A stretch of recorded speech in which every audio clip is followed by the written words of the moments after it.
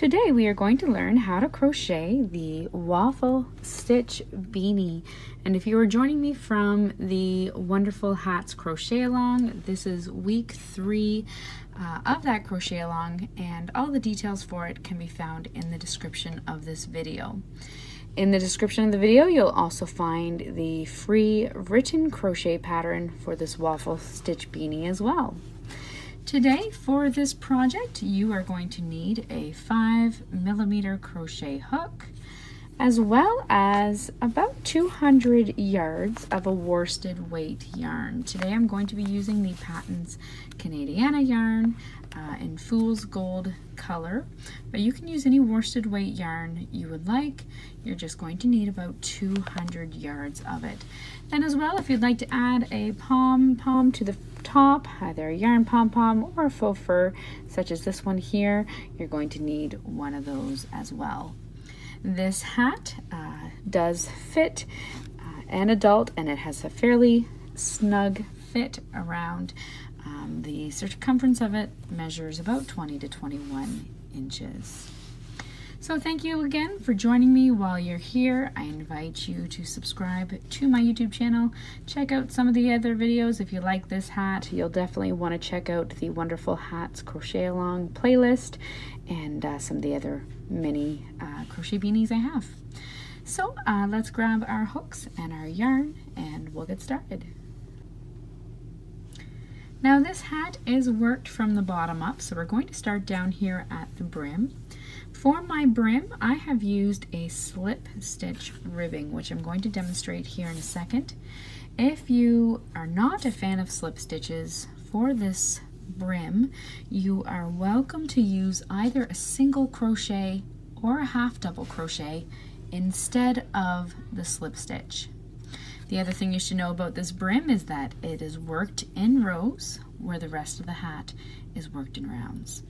So we're going to start by making our slip knot, and using our 5mm crochet hook, we're going to make a foundation chain of 8 chains.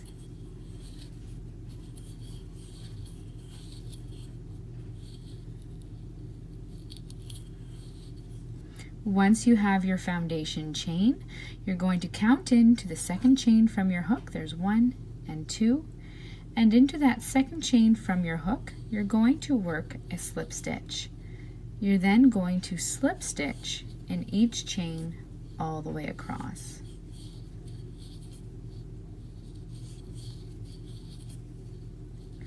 You will have a total of 7 slip stitches. Again, if you would like a wider brim, you're welcome to chain as many chains as you would like, or a more narrow one, you can chain as many as you'd like for this brim. Once you have slip stitched in each stitch across, you're going to chain 1, turn your work, and we're now going to work in the back loops only. So here I'm looking at the tops of my stitches. This is my chain stitch right here. And then if I look at the tops of my stitches, I see this nice little V here. To work in the back loop only, you're going to work in the horizontal bar of that V that is the furthest away from you. And you're going to work under that loop only. So if I put my loop back on my hook, I'm going to insert my hook under that back horizontal bar only, and I'm going to slip stitch or single crochet or half double crochet in each stitch all the way across. And what this is going to do is it's going to create our ribbed look. So slip stitch in each back loop only all the way across. When you come to the end, you're going to chain 1, turn your work, and you're going to repeat. So working in that back loop only, slip stitch in each stitch all the way across. As you keep going, it's going to create your ribbed look, which you can kind of see coming here. It's going to have nice stretch to it. You are going to repeat that row, so the chain 1, turn, slip stitch in the back loop only of each stitch all the way across.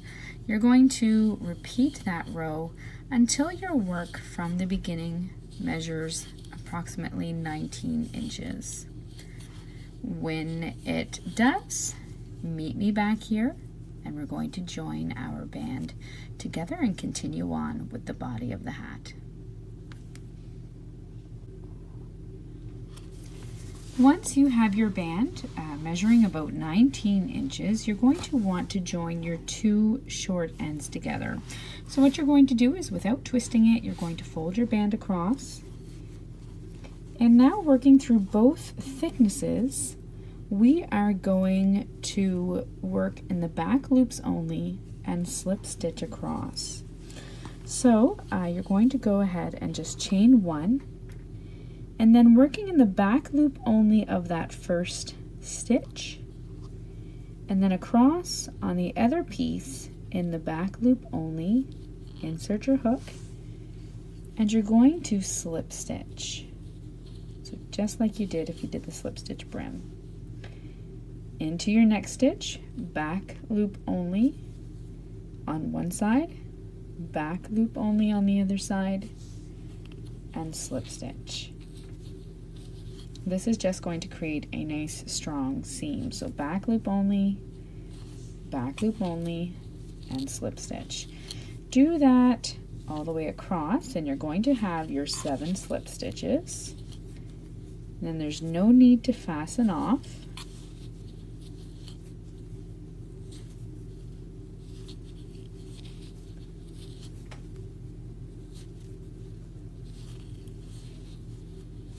Once you come to the end, you're going to turn it right side out and you'll have your seam there. Okay? Now, once you've done that, we're going to now start working around this long edge, and we're going to, from here on end, work our hats in rounds. So the first thing you're going to do for this first round is chain 1. And we're now going to work 81 half double crochet stitches all the way around. If it helps, you can place a stitch marker down here at one end. You can work 40 on one side, 1 in the middle, and 40 across the other side. You just want to have your 81 stitches worked evenly.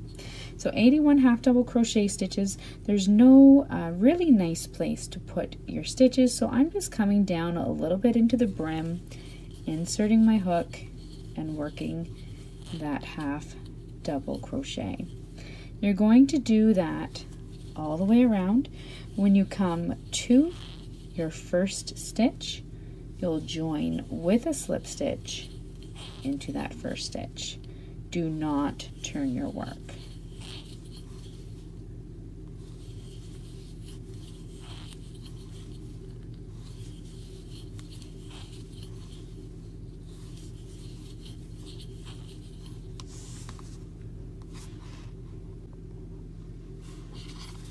Once you have worked your 81 half double crochet stitches all the way around your brim, you join with a slip stitch into the first stitch. I'll just show you that here. So join with a slip stitch into that first stitch. You're then going to chain 1, and we're going to work a double crochet into that first stitch and into each stitch all the way around. So simply double crochet into each stitch all the way around. When you come back to that first stitch, you're going to join with a slip stitch into the first stitch.